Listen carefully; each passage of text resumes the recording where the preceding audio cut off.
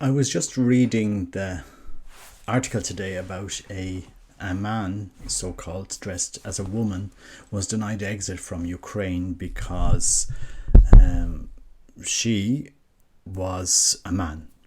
This is what was put in the article, because at the moment in Ukraine you can only leave if you're a woman, or if you're a child, or if you're elderly, sick.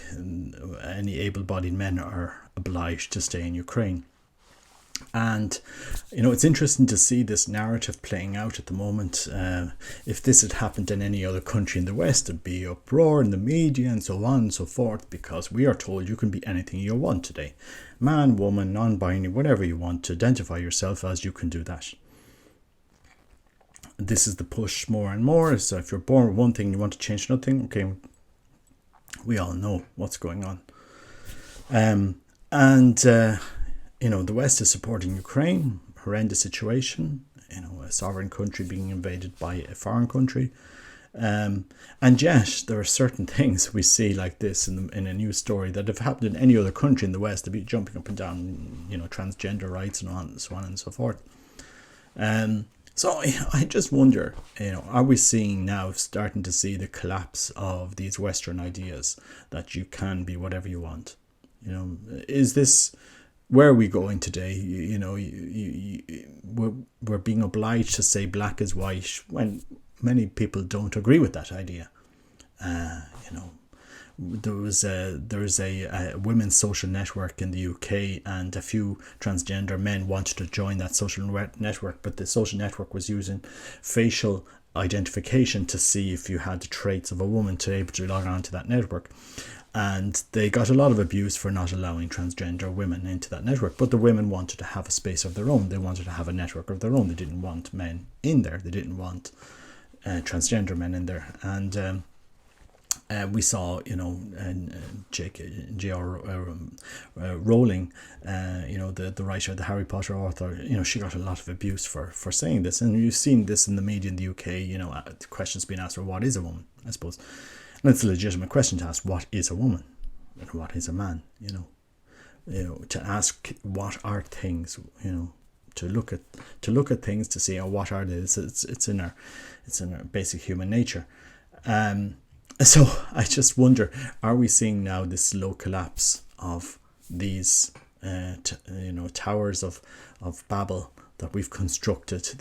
We've constructed these principles, so-called freedoms in the West, that you can be whatever you want. And we look at the war in Ukraine, which the West is supporting, and you're saying, well, do you support the idea that a man can dress as a woman and be called a woman? If you support that, why aren't you protesting that woman is allowed to leave Ukraine along with other women? What is a woman? Legitimate questions being asked all over the media, not just by Catholics who believe that your gender is what it is assigned at birth. God made us man and woman. That's the faith that Christians hold. But nature, our fallen nature, the West doesn't seem to want to accept that. I'm not here to fight battles on these ideas. I'm just asking, can somebody define what are the rules here? Because they seem to be very, we seem to be in this crazy situation that, say, a man that goes through puberty and then wants to compete in women's sports and wins in those sports. What's the point in having a women's sport? What's the point in allowing women go through their puberty, train, and then not to be able to get the recognition that they are women, that they did win something in their section in sport and so on and so forth. So this is it's a very interesting time. I just thought that story today. It kind of struck me. I said, okay, man dressed as woman wants to leave Ukraine.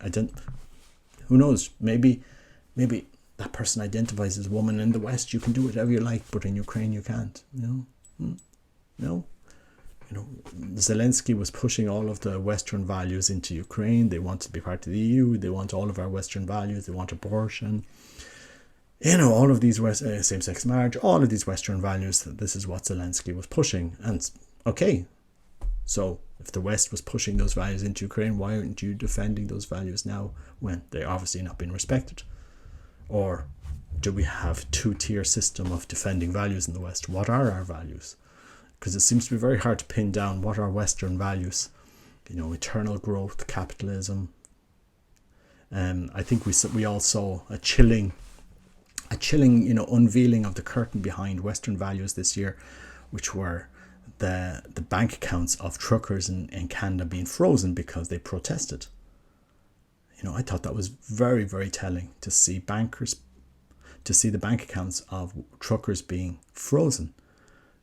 Legally in Canada, for example, people that rape other people, they don't get their bank accounts frozen. It doesn't happen. If you think about it, it doesn't simply happen. When you're charged or convicted of that, your bank account doesn't get frozen. But if you were a trucker protesting against something in Canada, your bank account gets frozen. And they did it. Can you imagine? That power that the West has to impose their values on citizens, And I think a lot of people are beginning to think, this isn't where is this going? Like, because you can say, well, I didn't agree with the truck. You can say, I didn't agree with the truckers on that issue. That's fine. You don't have to agree with them. But it's that issue today. In 5 years, it could be another issue that you don't agree with. And when you do protest, what will happen? Your whole livelihood taken away. You can't have a bank account. You can't get paid. You don't have money. You could lose your job because you disagree with another issue. For example, in Ireland, the government can turn around to say, look, we have a housing crisis. And if you have a house that's too big for you, you have to sell it to the state, who'll give it to those who need it, and you will be downsized into another house for the common good. And you say, well, I don't agree with that. I like my house. I'm going to stay where I am. And, you go up there and start protesting and so forth. And the government says, well, for the common good, for the protection of society, we're going to freeze your bank account until you actually, do what you're told. So once governments cross the borders, the threshold, of something, once you're wondering, okay, this is really a dictatorship, isn't it?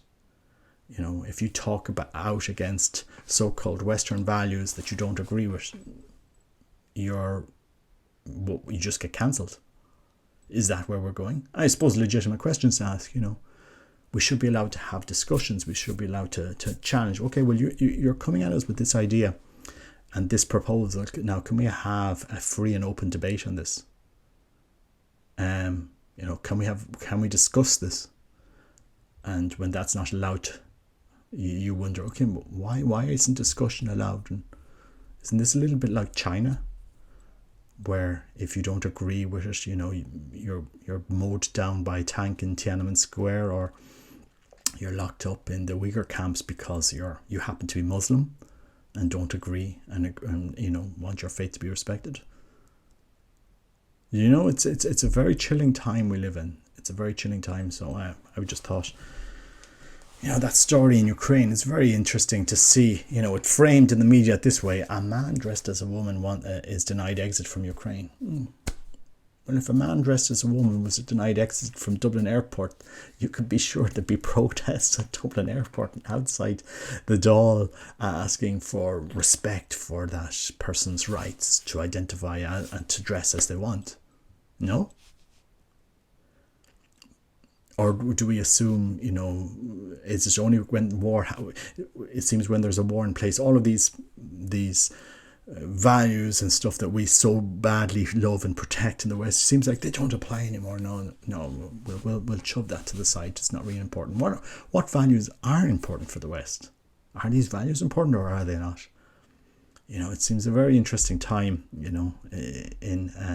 in where we're going in the West, as this Tower of Babel that we've created starts to collapse slowly in on itself because the structures, the fundaments are not able to support it. Just my thoughts. God bless. Take care. Bye bye.